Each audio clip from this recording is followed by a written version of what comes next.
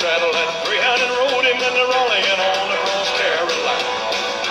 Had more to trouble to turn it to a struggle halfway across Alabama. Well, the hound broke down and left us all stranded in downtown Birmingham. Well, right away I bought me a through train ticket right across Mississippi clean. I was on that midnight flyer out of Birmingham smoking into New Orleans. Somebody help me get out of Louisiana, just help me get to Houston town. There are people there who care a little about me and I won't let the poor boy down. Hey.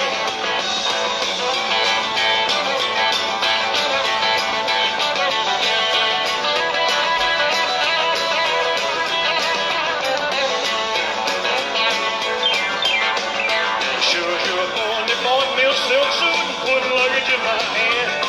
And I woke up high over Albuquerque on a jet to the promised land. Working on a T-bone steak, all the carty flying over to the Golden State. The pilot told us in 13 minutes he would set us at the terminal gate. Swing a low chariot, come down easy, taxi to the terminal zone. Cut your engines and cool your wings and let me make it to the telephone. Los Angeles, give me Norfolk, Virginia, Tidewater, 41009. Tell the folks back home this is the promised land, crossing the poor boys on the line.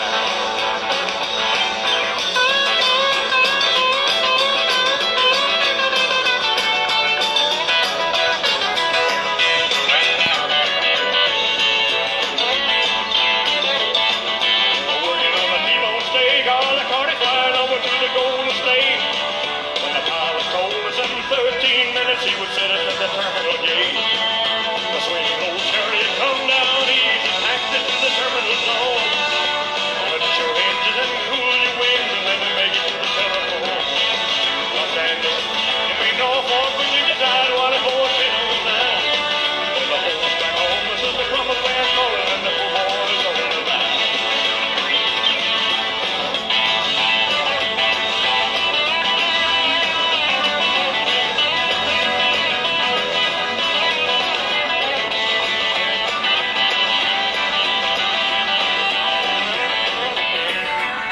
Hola, hola, hola, hola, hola, hola, mis queridos amigos.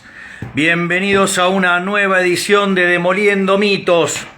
Hoy una verdadera edición de lujo. Vamos a estar hablando con el amigo Raúl Olivera Rendo. Sí, que además él es el conductor de un programa muy conocido que se llama Economía Ahora. Ahora, digamos, más bien yo voy a pasar al loguito de Economía Ahora, lo convoco. Vamos a ver si lo veo pasar o lo convoco desde acá, a ver.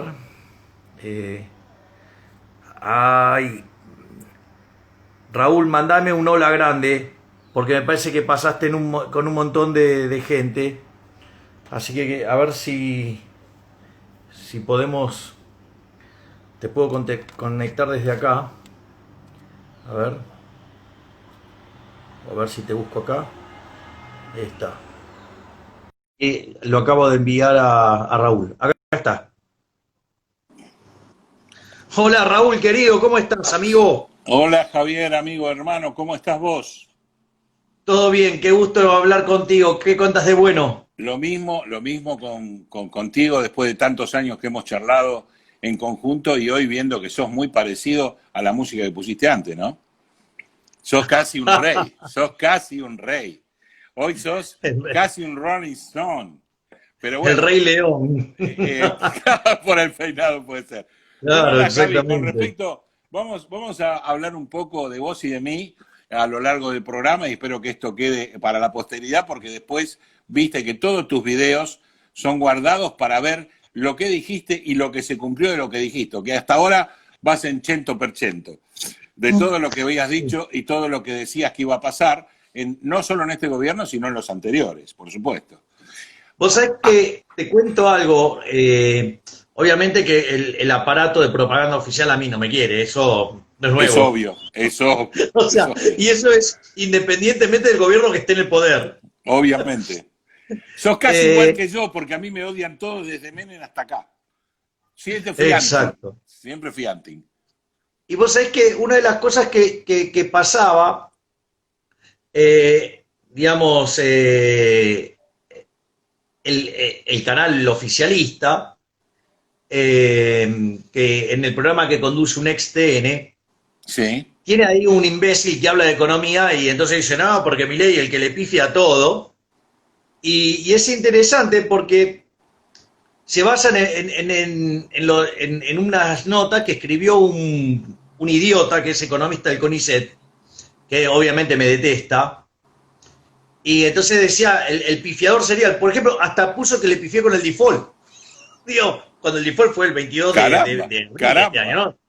Bueno, ahora, y vos sabés que es muy interesante que a ese imbécil lo invitaron a Intratables, Ajá, porque como Doman se enojó conmigo, sí. entonces lo llevó a ese imbécil para, obviamente, digamos, o sea, justamente, Justificar la crítica hacia vos. claro. Y, o poner a alguien que me tirara mierda, digo, porque el pibe Claro. ese se nota que su obsesión. Pero no sé si lo habrán vuelto o no a invitar, porque justo no voy y hago zapping porque estaba mi amigo Mariano Gorodorich, y entonces lo estaba viendo, y estaba el imbécil ese por cámara, y dijo que el dólar MEP era el dólar turista. Claro. Listo, ya Ya está. O sea, está, ya eso es lo que está. me critica. Y que no, Cerremos, no mandemos sabía una que el tanda, dólar MEP mandemos era una el... tanda, Javier. Mandemos una Claro. tanda después de eso. Y obviamente, claro, digamos, la cara de Doman se deformó, ¿no? Después Claro, de ver obvio, eso. Pero bueno, cosa obvio. que pasa. Así que bueno, ese es el que dice que yo pifio todo. El que Bueno, dice yo que no el lo dólar creo. es, Claro. Yo no lo es el creo, dólar turista. yo creo que has hecho grandes trabajos de economía. Podremos coincidir en absolutamente el 100 o el 90 de repente, podemos tener alguna discrepancia en un 10%, pero realmente vos a lo largo de estos últimos años has dicho absolutamente todo lo que iba a pasar y pasó. Así que eso Gracias, sabés que Raúl. lo dije siempre, No, no, antes, eso, durante y ahora. Ahora, no, eso, Dios. ¿qué pasa hoy que la gente está confundida con respecto a esta trilogía, cuatrilogía, quintología del dólar y esta quietud después de haber explotado a 195? ¿Qué pasa hoy con esta calma chicha que tenemos antes de fin de año? Bueno, vos ahí lo dijiste bien, Raúl, calma chicha. Es decir, la calma chicha es la calma previa a la tormenta. Ujú. A ver, lo que hay que comprender es qué fue el evento que disparó que empezara a subir el dólar y por qué, digamos, o sea, después bajó, digamos, para entender básicamente la lógica. Digo, yo como sé de los economistas que adhieren a la teoría monetaria de la inflación, para mí la inflación es siempre, en todo lugar, un fenómeno monetario. Sí, lo dijiste siempre. Claro, digo, sí, la frase de hecho es de Milton Friedman y a Así mí me es. parece brillante. Eh, y eso, digamos, puede ser o porque sube la oferta, cae la demanda o pasan las dos cosas a la vez. En Argentina están pasando esas dos cosas a la vez, o sea, hay una explosión de emisión monetaria como consecuencia de lo que tiene que ver con el financiamiento del déficit fiscal. Hoy la base monetaria, hoy el dinero, ya sea el remunerado y el no remunerado, o sea, base monetaria más pasivos monetarios remunerados, llámese el ELIX y PASES, son 5 billones de pesos, o sea, ¿no es Sí, un número tremendo? No solo eso, es decir, que en el fondo vos tenés que una parte se emitió y otra parte que se emitió fue esterilizada, pero vos tenés ahí un problema muy grande. La otra cosa que vos tenés es que la demanda de dinero se desplomó, digamos, vos generaste en los primeros 11 meses del año cerca de 11 mil millones de dólares de resultado comercial, que te entraron dólares comerciales por 11 mil millones de dólares y las reservas netas te cayeron cerca de 10 mil. sí, Por sí, lo tanto, claro. o sea, la demanda de dinero se está destrozando. Y si vos a eso le sumás que hay un desplome en el nivel de actividad económica, el poder adquisitivo del dinero tiene que caer. Esto es decir, todos los precios expresados en unidades monetarias van a subir. Y el dólar es un activo financiero, sube primero. Y por lo tanto, o sea, no te queda otra que, digamos, sea verlo subir. Ahora, ¿cómo es el mecanismo por el cual sube? Porque hay control de capitales. ¿Y cuál es el mecanismo por el cual lograron hacerlo bajar? ¿cómo funciona esto? Vos cuando te querés, digo, yo sé que vos lo sabés, Raúl, o sea, yo lo cuento para el No, público. no, hablemos del público, sí, obvio. Entonces, ¿qué es lo que pasa? Cuando vos te querés salir del peso y tenés que sacar grandes cantidades de plata, ¿vos qué haces? Vas, comprás títulos públicos en Argentina en pesos, con lo cual el precio en pesos del título público ese en cuestión sube, y ese título público vos lo vendés en Nueva York, concretamente, en Estados Unidos, en dólares. En dólares. A vos te depositan los dólares en una cuenta y el precio en pesos de ese bono dividido el precio en dólares te da, digamos, implícitamente el tipo de cambio. Ese es lo que se llama el contado con liqui. Exactamente. Si vos esta operación la hicieras con acciones, para contarle al señor este que el MEP no es precisamente el tipo de cambio turista, es si lo estuvieras haciendo por, digamos, con acciones. Exacto. Ahora, al margen de esta cuestión, ¿qué es lo que hizo el gobierno? Cuando se le escapó, básicamente salió a vender bonos en el mercado local. ¿Para qué? Para que el precio en pesos no suba. De hecho, vendió tantos como para hacerlo bajar y ponerlo parecido, ¿sí?, a, digamos, a ese que tiene el impuesto solidario. El país, no sé, sí, el país. el impuesto país, no sé. No sabemos qué país, pero tanto, país. Claro, por lo tanto, digamos, vos lo que tenés acá es que en realidad, si vos estuvieras tan tranquilo el dólar, la pregunta es, che, ¿por qué el riesgo país es 1400? ¿Por qué, digamos, si todos los activos financieros en el mundo están subiendo porque se está depreciando el dólar ahora, porque todos saben salir de la crisis, entonces empiezan a salir de las posiciones del dólar y el dólar se deprecia y donde te empiezan a subir el precio de los commodities, te mejoran los términos de intercambio? ¿Por qué? ¿Por qué entonces, digamos, o sea, no cae el riesgo argentino? ¿Por qué suben las acciones argentinas y no cae el riesgo país? Digo, está claro que entonces hay una cuestión vinculada al dólar. Claro. Que tiene que ver con... Un dólar, Javier, que se deprecia en todo el mundo y que se apreció acá solamente. Claro. Por eso, entonces, ¿cuál es el problema? Bueno, el problema acá es, mirá, hay un factor externo que te sube, que te ayuda, pero hay un factor doméstico que es la intervención del gobierno vía ANSES y el Banco Central. Entonces sí, vos lo viste subir y después se cayó. Sí, claro, obvio. O sea, pero esa situación no es una situación de índole permanente. Vos no podés hacer esa operación permanentemente. Lo que están haciendo es destrozar que el balance, ya sea del sistema previsional y el balance del Banco Central. Pero vos pensás, si vos pensás que en definitiva, después del índice de indigencia que salió hoy, el 80% de los jubilados son indigentes. 6 de cada 4 chicos son pobres. O sea, tenés datos que asustan, como vos dijiste en su momento, asustan por un país como Argentina. Asustan. Ahora, cuidado, porque yo, digamos, no estuve viendo hoy qué salió, sinceramente. Ahora, porque en realidad el segmento que menos pobres tiene en Argentina, el segmento etario con menos pobres es el de jubilados. No sé si salió, y pregunto esto porque quizás salió la canasta de Eugenio Semino. 21.000 pesos de negligencia. De indigencia da 21, el jubilado gana 19. Bueno, pero si el problema es que si es la canasta que arma Eugenio Semino está mal. O sea, no sé si es la canasta de Semino o del INDEC, no lo sé. Te mentiría. Claro, porque después hay que chequear si es que, porque muchas veces, yo no sé si algunos periodistas lo hacen a propósito o lo hacen por desconocimiento, suelen cruzar el gasto de familia contra un ingreso. Y eso además se lo cargan sobre los jubilados. Y eso, digamos, en principio está mal, porque vos, digamos, o sea, es grupo de ingreso, o sea, si vos tomás ingreso familiar contra familia, ¿me entendés? Gasto familiar o individuo.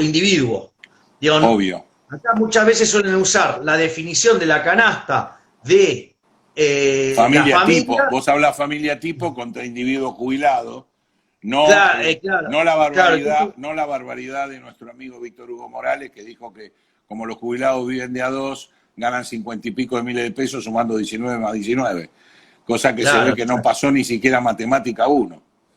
no, claro, obvio. Bueno, pero viste, es como decía Hayek, si los socialistas supieran de economía no serían socialistas Claro, exacto, exacto. y además algunos de ellos tienen problemas con la matemática, por decirlo de alguna manera. Ahora, entonces, en ese contexto, yo diría, bueno, no,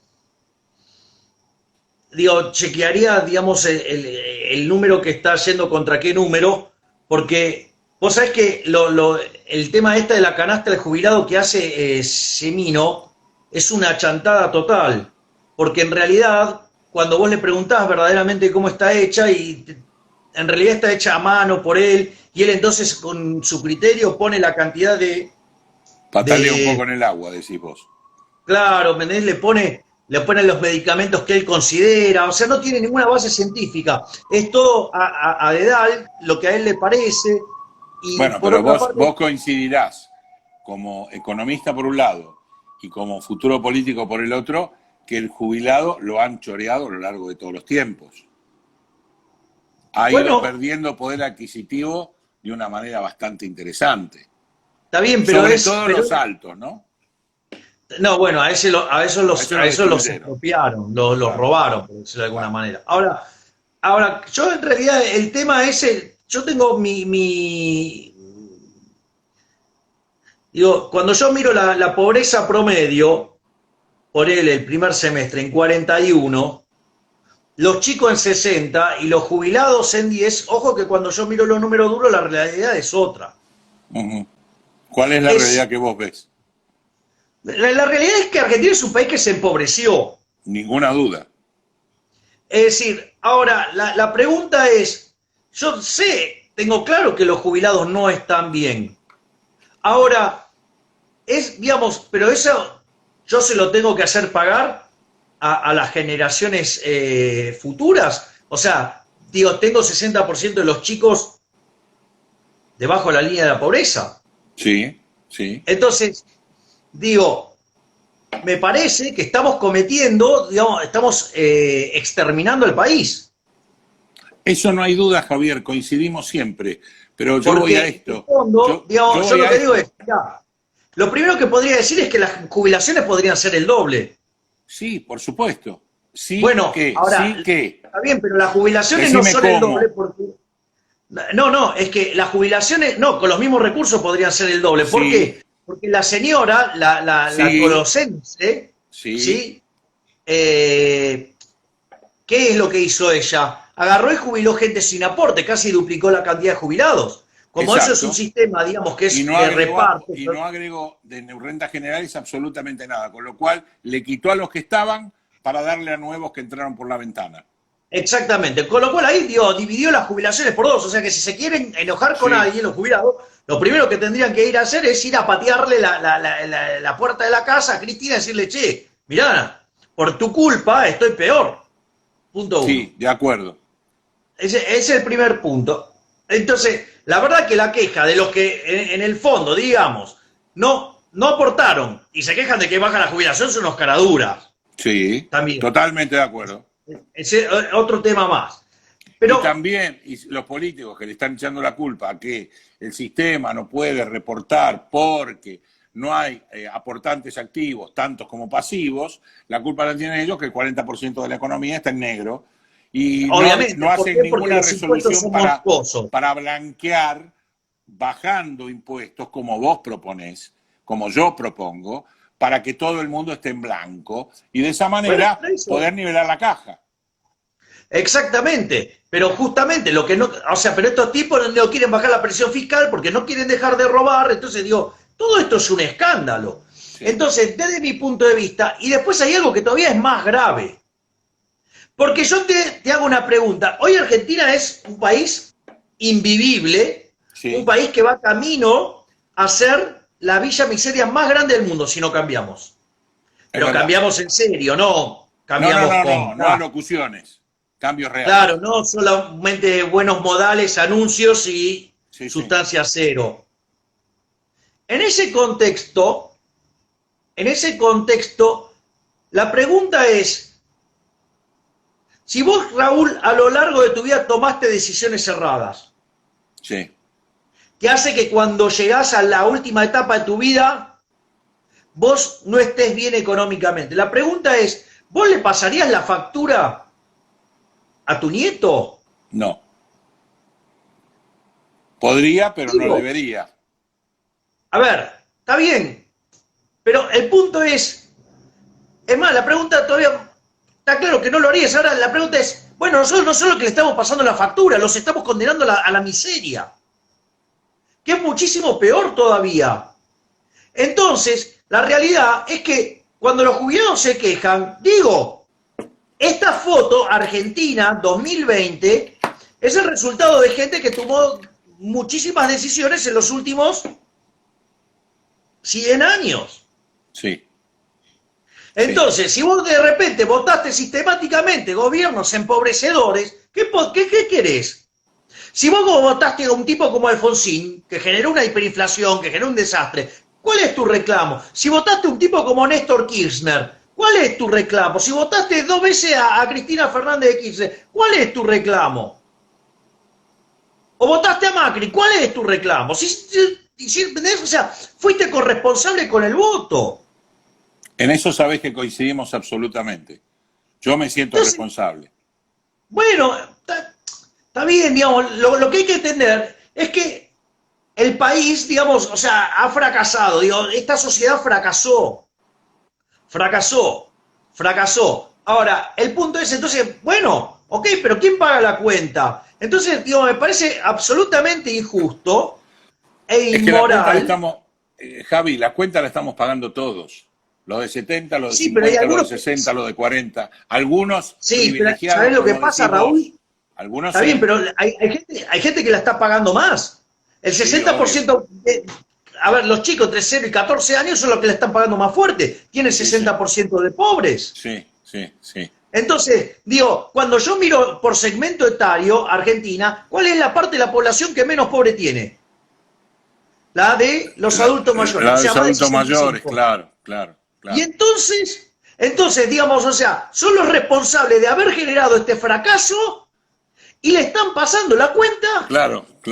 A sus nietos. Ahora entiendo. O sea, el tema es hacia dónde vamos. Si los mayores que tienen una buena posición porque le hicieron, se rompieron el tuje, no tenían populismo, lo que fuera, están bien. Los que hoy están mal, que son los jóvenes, son los que van a plantear ese país que vos decís. Claro, los que van a sufrir ese país, no plantear. Sufrir. Claro, pero va a ser peor todavía. Va a ser peor, porque ¿qué es lo que caracteriza al crecimiento económico? Vos lo que tenés es que en los últimos 250 años hubo una explosión de crecimiento económico. Sí. Es decir, en los últimos 200, por ejemplo, si vos tomás entre lo que es el año 0, digo, estadísticas de Angus Madison, hasta el año 2000, el PBI per cápita se multiplicó por 12,4 veces, 12,5, ponele. Sí. Ahora, un 40% del salto del PBI per cápita se dio entre el año 0 y el 1800 y se concentró todo, ¿sí? En el siglo posterior al descubrimiento de América. Claro. O sea, en el siglo XVI, o sea, si vos querés, desde 1501, en realidad de 1495, ¿sí? En adelante, dale. Claro. Ese siglo, si vos querés. Ahí hubo un salto. Ahora, el punto es... Y después viene la gran explosión, que de hecho se multiplica en los últimos 200 años 9,4 veces.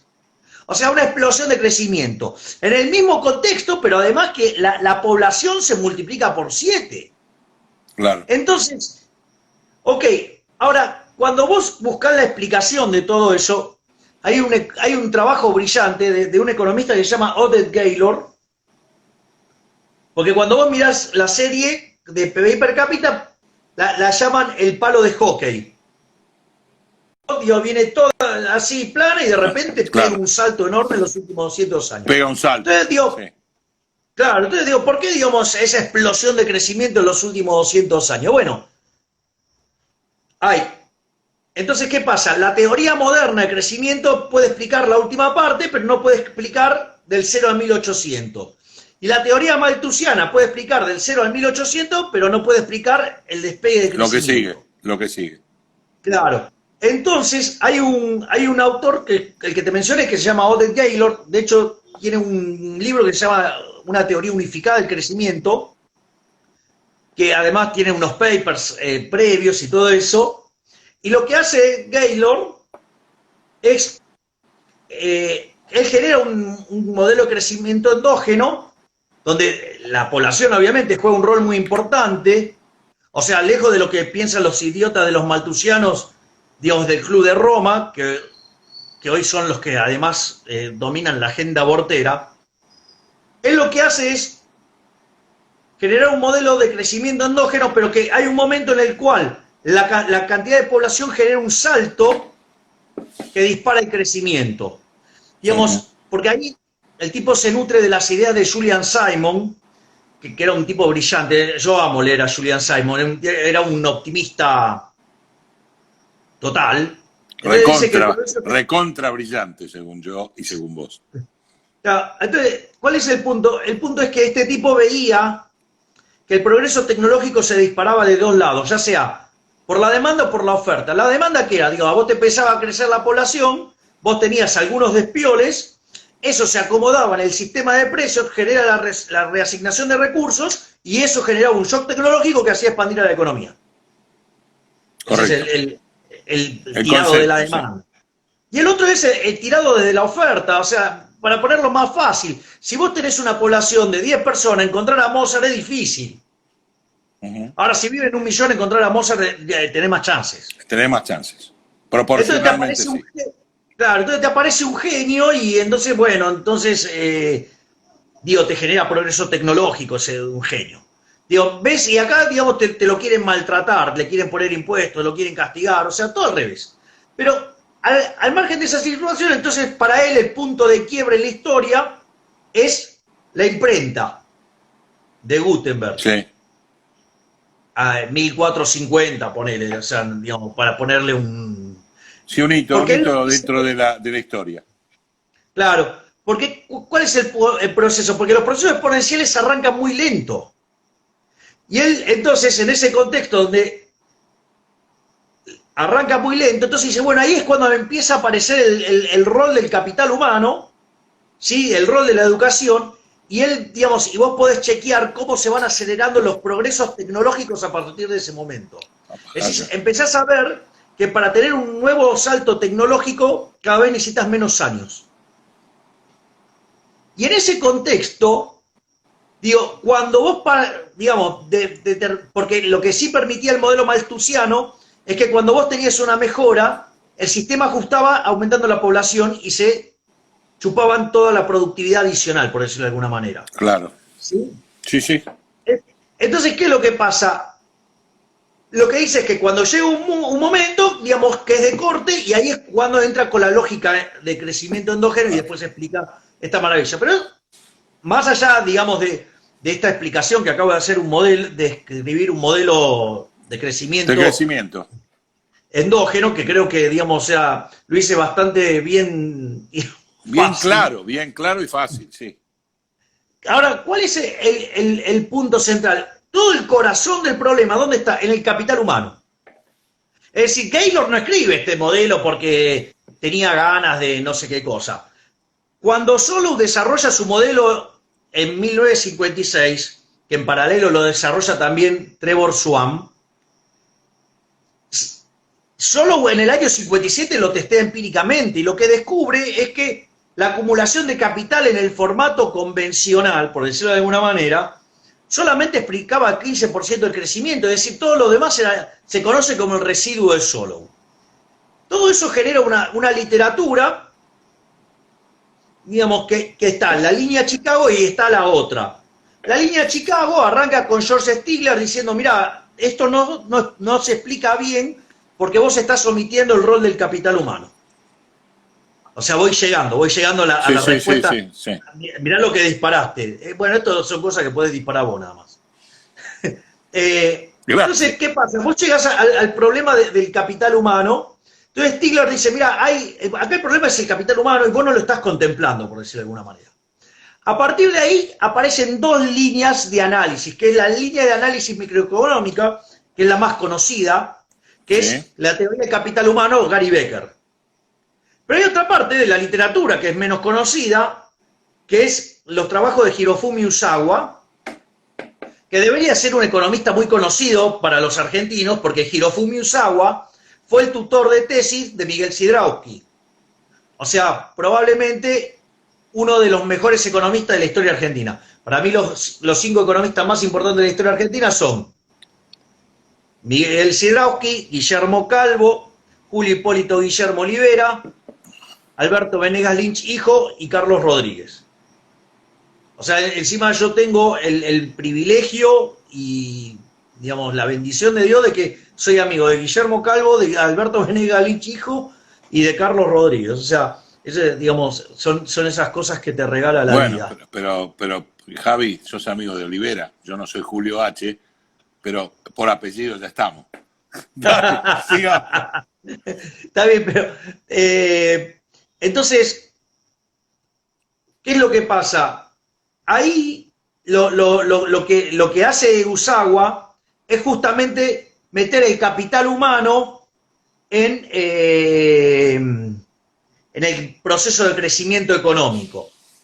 Porque descubre que el problema por el cual el modelo de Solow colapsa en la tasa de crecimiento y no puede explicar el crecimiento económico, tiene que ver con la ecuación de acumulación de capital en una función de producción con rendimientos marginales decrecientes. Entonces, a partir de ahí, él hace eso, pero sin embargo lo que ganó fue la línea donde el progreso tecnológico venía por afuera y nada, era Deus Machina, ¿viste? Bien, era de arriba, o sea, no era un delirio. Por eso le digo, la literatura del crecimiento pierde validez y recién es rescatada a partir de la tesis de Paul Romer, que ganó el Nobel hace un par de años, sobre el crecimiento endógeno y que después lo mete, el capital humano también lo combina, digamos, lo trae Robert Lucas, ¿sí? Justamente alguien que estudió en Chicago. O sea, y ahí aparece toda la teoría nueva. ¿Y por qué es importante el tema del capital humano? Porque después se testeó empíricamente. Y hay un trabajo de Mankiw, o sea, mirá qué interesante, porque los tres, digamos, son, digamos, o sea, de la línea keynesiana, por decirlo, que son Gregory Mankiw, David Romer, no Paul Romer, David Romer. Sí. O sea, el keynesiano, ¿no? Y el marido de Cristina Romer, keynesiana, o Cristina Romer es la mujer de... No, sí, es la de David. No, porque me confundí con Yellen, que es la esposa del modelo de... el mercado de autos usados, Akerlof. Se me juntaron los... No importa, sigamos. Y después... y David Weil. Y ellos hacen un testeo sobre el capital humano. Y lo que demuestran es que cuando vos metés el capital humano, cerca del 90% del crecimiento es económico. Entonces, ¿qué dice? Listo, esto es capital humano. Entonces, a ver, el consenso es que lo que genera... Para los que nos escuchan, la parte que no se podía explicar del crecimiento se lo asigna en función de todo este estudio al capital humano, que era una parte que faltaba explicar del crecimiento. Exacto. Entonces, y ahí terminás explicando cerca del 90%. Claro. En ese contexto, ok, se termina la discusión, es capital humano. Y el capital humano tiene dos dimensiones. Tiene una dimensión que es el tema de la alimentación. Sí. Bueno, eso no es un tema menor, porque si vos tomás la tasa de crecimiento del PBI per cápita entre el 0 y el 1800 es 0,02%. Y cuando vos mirás el siglo XIX, salta a 0,66, o sea, se multiplica por 33 veces. ¿Por Claro. qué? Porque la gente empezó a comer. Claro. O sea, empezaron a incrementar la cantidad de comida. La gente, es más, al inicio del siglo XX vivía 40 años, como mucho. Claro, claro. Digamos, en los países desarrollados, hoy viven arriba de 80. Claro. ¿Sí? Es decir, cuando vos Bueno, tomás las ese características... es uno de los colapsos del sistema jubilatorio mundial. Bien, exacto, exacto, ese es el punto. De nuevo, volvés a levantar un punto fantástico. ¿Por qué? Porque el sistema jubilatorio, los sistemas de reparto fueron diseñados por Bismarck, Otto Sí. von Bismarck, Sí. ¿sí? Que era una estafa. ¿Por qué era una estafa? Porque te prometía una jubilación a partir de los 65 años. Donde no pero llegabas. claro, pero la expectativa de vida era 40. Claro, por eso, no llegabas. Claro, y eso, digamos, o sea, todos los estados se dieron cuenta que era una forma de robarle a la gente porque les, digamos, había aporte y no gastaban nunca. No De gastaban hecho, no iban a nada, gastar. claro. Y eso, digamos, acá en Argentina, ¿quién lo impulsó? Perón. Juan Domingo Perón. Entonces, y eso le generaba una caja enorme, Contra nada. ¿sí? Y contra nada. Bueno, el problema es que hay algo que se llama transición demográfica, que tiene 4 etapas, ¿no? La primera etapa es cuando la tasa de crecimiento de la población y la tasa de mortalidad, la tasa de natalidad y la tasa de mortalidad son la misma. Por lo tanto, no crece la población. Después la segunda etapa es cuando cae la tasa de mortalidad. Claro. De hecho, todo el progreso tecnológico lo que permitió es mejorar las condiciones sanitarias y las condiciones de salud que hicieron desplomar la tasa de mortalidad. Exacto. Entonces te quedó, en la segunda etapa queda alta la tasa de crecimiento, alta la tasa de natalidad y baja La tasa de mortalidad. Y entonces se produce, claro, Empieza a una crecer explosión. demográficamente la población. Exactamente. La tercera etapa, claro, cuando empiezan a ingresar las mujeres al mercado laboral, porque el costo de oportunidad es muy alto, empieza a caer la tasa de natalidad. ¿Sí? Y en la tercera etapa, y ahí vos lo que tenés es un decrecimiento de la tasa del crecimiento de la población, y por último se terminan igualando la tasa de natalidad con la de mortalidad, y la población no se mueve. En algunos casos es más extremo porque, digamos, además se pierde población. De hecho, muchos de los países de Europa, el problema que tienen es que no solo que la población está envejecida, que el sistema previsional está quebrado, sino que además le cae la población. Claro. Por eso son tan flexibles en meter gente en el sistema. ¿Por qué? Y porque, digamos, le va a colapsar. Lo único que puede llegar a compensar esto es una explosión fenomenal de la productividad. Ahora, para tener una explosión fenomenal de la productividad necesitas tener crecimiento económico. Crecimiento económico tenés que tener más mercado, no más Estado. Claro, pero obvio, tenés que tener mucho más mercado y tenés que tener un Estado que no oprima o destruya o persiga las inversiones, sino que por el otro lado las fomente. Es la única manera de tener crecimiento. Bueno, vos fijate esto, que es tremendo, porque cuando vos ahora empezás a contemplar este elemento dentro del proceso de crecimiento, una de las cosas que ves es que los países que tuvieron el primer salto en la aceleración del crecimiento económico son los que entraron primeros en la transición demográfica. Así es. Que son, digo, los países desarrollados. Digo, esos son los que entraron primero en la transición demográfica. Porque una de las cosas que te pasa cuando vos entras en la transición demográfica es que la tasa de dependencia cae. La tasa de dependencia es la cantidad digamos, de menores y adultos mayores en términos de la población económicamente activa, por decirlo de alguna manera. Entonces, ¿qué pasa cuando la contractivos? Claro, entonces cuando la gente empieza a vivir más, ¿sí? ¿Qué es lo que pasó? Y había más gente trabajando en el mercado. Claro. Con buenas instituciones se plasmó en ¿qué? Y en un aumento de la producción. ¿Sí? Y al mismo tiempo, lo que vos tenés es que cuando empieza a caer la tasa de natalidad, la proporción de jóvenes se empieza a achicar.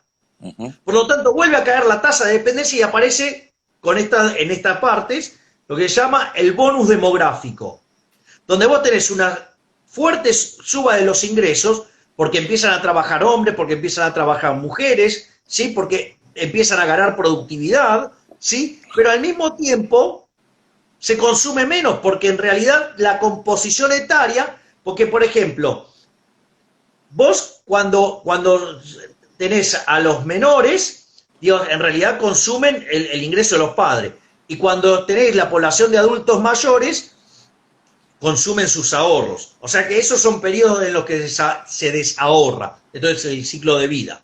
Sí, señor. Entonces digo, ¿qué es lo que pasa? Pero vos acumulás ahorro cuando en tu etapa laboral, o sea, que dejás de ser un menor hasta que sos un adulto mayor. Entonces, ¿qué es lo que pasa? En ese momento, digamos, si encima la tasa de dependencia cae, vos tenés una explosión de ahorro. Si esa explosión de ahorro se transforma en inversión, vos tenés un proceso bajo el cual la tasa de crecimiento en la economía... Virtuoso. Claro, se acelera y te convertís en desarrollado. Todos los países tienen el bonus demográfico. Ahora, el único que lo destruye el bonus demográfico es Argentina, porque aumenta, digamos, justamente impuestos para financiar jubilados que no hicieron aportes, con lo cual te destruye la tasa de ahorro, tiene déficit fiscal porque gasta descaradamente, con lo cual menos ahorro, te mata impuestos, ¿sí? Te castiga si vos ganás dinero, o sea, como ahorrista, y te castiga si ganás dinero como inversor. Por lo tanto... ¿Y cómo ves además este hermoso impuesto solidario? A mí me encanta la frase solidario, que nosotros estamos pagando entre la cantidad de impuestos, por un lado, y cómo ves vos el endeudamiento interno que nadie comenta, de muchos miles de millones de dólares que ha hecho el presidente Fernández en apenas menos de un año. A ver, vamos por parte. El impuesto solidario ese, digamos, o sea, me parece un disparate. Mamarracho. Claro, digo, lo primero es que es inconstitucional porque es una doble imposición. Digo, ya tenemos bienes personales. Y eso, y además digo, vos sabés muy bien esto, Raúl, o sea, las empresas las estás haciendo pagar impuestos por los activos cuando en realidad pueden estar apalancados hasta la manija, y entonces le estás cobrando un impuesto que de repente no tiene nada que ver con el tamaño de los activos. Sí, sería más justo el impuesto al patrimonio neto que un impuesto a los activos. Que es lo exactamente. Que sí. Pero como estos tipos son unos chorros y lo único que le importa es recaudar, por ende, digamos, ellos... ahí no hacen concesión, por decirlo de alguna manera. Por lo tanto, en principio es inconstitucional y es un disparate, dio el tipo de impuesto. Ahora, después te dicen que es transitorio. Eso es mentira. No hay nada más transitorio en Argentina que un aumento de impuestos. Digo, cuando arrancó en los 30, el impuesto a los réditos, que hoy a es los réditos, a los réditos, sí, señor. Nunca lo sacaron. Ingresos brutos también era transitorio, nunca lo sacaron. El IVA lo pasaron al 21%. Recordá, ya que es mi especialidad, que Domingo Cavallo, cuando se crea el IVA, sustituye al impuesto a los ingresos brutos. Y sustituye una cantidad de impuestos infernales, que eran todos distorsivos y nada más que eso, que fueron a lo largo de los tiempos retornando a salir a la cancha y jugar el partido, ¿no? Claro, y después lo otro que vos tenés, por ejemplo, el impuesto al cheque. También, de emergencia. Digo, también era transitorio y sin embargo las retenciones eran transitorias por lo tanto, digamos, eso, con lo cual difícilmente uno pueda creer que sea transitorio. Pero no solo eso. ¿Cómo podés salir con un país de esta magnitud de inviabilidad? Porque no se sale, Raúl, no se sale, justamente. Vos ahora te estás planteando ser político, que por un lado tenés grandes adeptos y admiradores y hasta fanáticos, y por otro lado tenés la gente que te está mirando de reojo diciendo, sí, está muy lindo, vos lo hablás, pero después hay que ver cómo hacer las cosas. ¿Cómo cambias el mare magnum de intereses políticos que estamos viendo los argentinos, tanto en la Cámara de Diputados como en la Cámara de Senadores, para poder cambiar el país? Que es el único, eso a su vez está de distorsión, en el Ejecutivo y en el Judicial. A ver, lo primero es, si la gente cree que no lo vamos a poder hacer, digo, el problema ya está ahí, porque entonces no nos van a acompañar con los votos. Lo que yo sí La puedo gente te está asegurar es acompañando, algo. Javier. La gente los está acompañando con las Está bien, intenciones de pero. votos. No, no, yo ya lo sé, digo, pero hay que explicarle a la gente que si no vota, no se puede hacer Obvio, nada. obvio. Entonces, lo que yo, a ver, hay cosas que yo sí le puedo asegurar que no voy a hacer jamás. La primera es jamás te voy a subir un impuesto. Yo Ujú. antes de subirte un impuesto me corto un brazo. Sí, lo Ahora, dijiste. fíjate lo que hizo la cínica de Patricia Bullrich en el programa de Mirta Legrand, cuando fui yo. Se cagaba de la risa. Y Sí, después me claro. dice, vas a hacer uno en 257. Una cínica. Sí, sí. Sí, lo Es escuché, más, lo vi. Sí. una de las cosas que yo dije, digo, con lo cual ella te muestra que es parte del problema, no es parte de la solución. No, eso ¿Sí? seguro, eso seguro. Fíjate que ella es tan parte del problema que cuando yo dije que iba a renunciar a mi dieta para no costarle un peso a los argentinos, se cagó de la risa. ¿Y cómo no se va a cagar de la risa si ese parásito hace más de 35 años que vive en el Claro, Estado? todos vivieron de eso. O Vivieron de eso sea, que vos renunciás.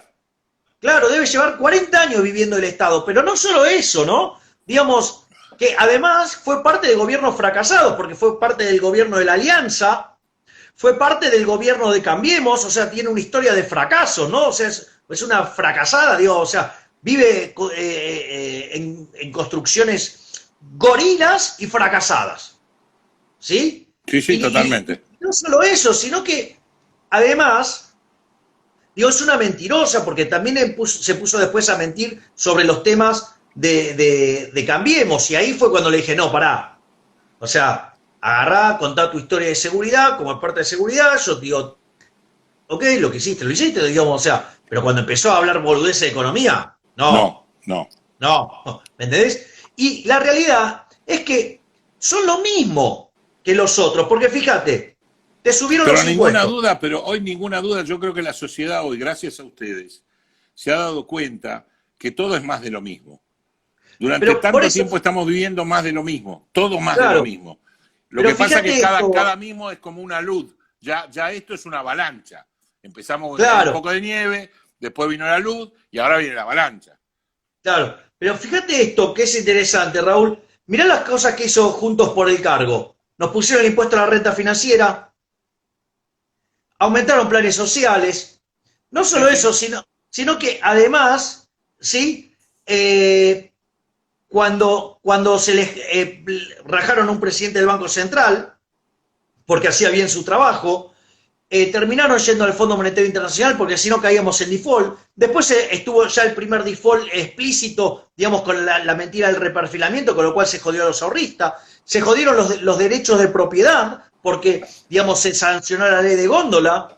Sí, O sí. sea, digamos, cuando se les complicó la macroeconomía, terminaron recurriendo a un cepo, lo cual, digo, una medida restrictiva a las libertades individuales para restringir tu compra de dólares y por ende para que tengas más pesos en el bolsillo y romperte la cabeza con impuesto inflacionario. Y no solo que hicieron eso mientras que fueron gobierno, cuando estuvieron en la oposición ahora, hay que recordarles, ¿sí? Que mandaron la ley de alquileres, que Sí. mandaron la ley de teletrabajo, que además apoyaron todo el proceso digamos, de encierro de la gente, de recortes sobre las libertades individuales, en especial el gusano asqueroso de la reta. ¿Me comprendés? O sea, y después después de 3 encuestas se dio cuenta que en realidad había reclamo por la libertad, empezó a hablar de la libertad y cuando vos lo rascás un poquito se contradice. De hecho, un día el imbécil sacó un hilo de Twitter hablando sobre el rol del derecho de propiedad y cuando termina escribiendo el cuarto tweet se contradice con los 3 anteriores y lo que pone en el quinto también se va de patada. O sea, el tipo ni siquiera sabe de lo que habla, es un burro, es un bruto. Y pido perdón a la Sociedad Protectora de Animales por haber comparado a un burro con la basura de la reta. ¿Me comprendés? Entonces, ¿de qué estamos hablando? O sea, son parte de lo mismo, porque de última, ¿sabes qué? Si me lo hace el kirchnerista también me lo dice en la cara. No que, digamos, se trata de mutar a otra cosa porque las encuestas le dicen. Sí, ¿Me claro, comprendés? claro, claro, O totalmente de sea, acuerdo, sí. ¿me entendés? O sea, a ver, el ¿Y qué punto es el opinás vos? ¿Y qué siguiente. opinás de lo que está haciendo el gobierno con respecto al presupuesto del gobierno de la ciudad? para mí está haciendo lo mismo que hizo al revés con Scioli o que hizo al revés Macri con Vidal, o sea, es todo más de lo mismo, ¿no? Pero ¿está bien o mal? Bueno, pero el punto es, la pregunta es, cuando Macri le dio los fondos a Larreta, ¿estaba bien?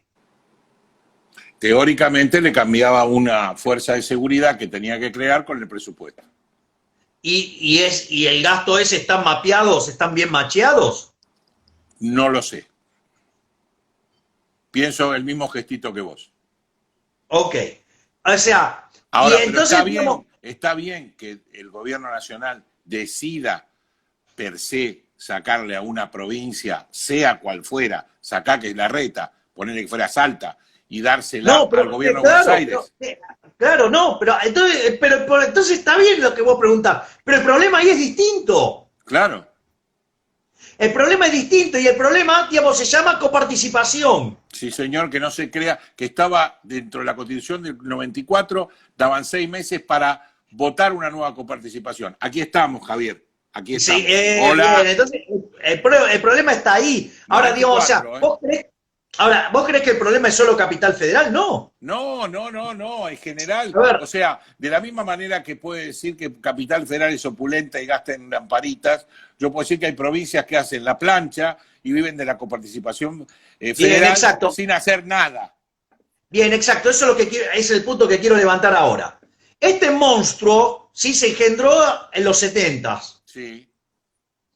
Ahora, vos sabés que, por ejemplo, Buenos Aires aporta 40 puntos a la recaudación y se llevaba 28. Así es. Cuando vos mirás, hoy no tiene 28 Buenos Aires, la provincia. Tiene 22. Sí, sí. La pregunta es, ¿cómo es que pasó de 28 a 22? Hubo un señor que se llamaba Antonio Cafiero, o sea, el abuelo de Cafierito, tercera generación de político, o sea, parásitos, o sea, ya vienen parasitando a los argentinos de generaciones. Es del partido igual que Frigerio, del partido igual que Frigerio. Sí. Igual que Frigerio. Sí. ¿No? Digo, ¿para qué? Digo, porque viste que los boludos se ponen... No, son eso, exactamente, estamos de acuerdo. Y son lo mismo. Son familias tradicionales. Ahora, ¿cuál es el punto? El punto fundamental es que en el 88, aliado con Alfonsín, Cafiero, decide sacarle, ¿qué es lo que hace Cafiero? Toma 6 puntos de la coparticipación y se los cede a otras provincias. Y lo hizo en el 88. ¿Vos te acordás por qué lo hizo? No. Para cagarlo a Menem en la interna. Le dio claro, porque fue la puntos de coparticipación. Claro, a otros gobernadores peronistas, ¿para qué? Para que lo hicieran mierda a Menem en la interna. En la interna, sí. Y al mismo tiempo Alfonsín fue cómplice de eso. ¿Por qué? Porque en el mismo proceso le sacaron un punto a La Rioja. Sí, está bien, sí, claro.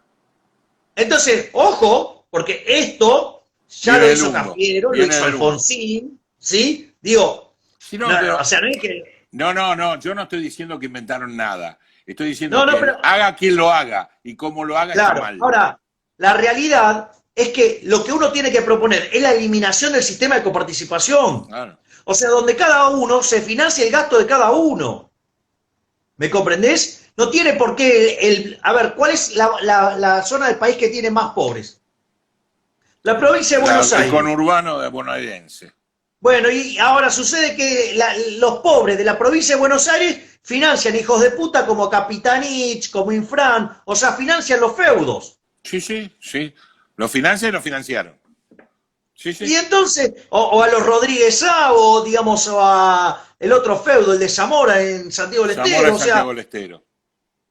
Bueno, vamos. Bueno, pero esa es una de las soluciones que vos das, que otra de las cosas que yo estoy diciendo, los cómo, participando como ustedes, ustedes hablan siempre de los cómo, no de lo que voy a hacer, los cómo.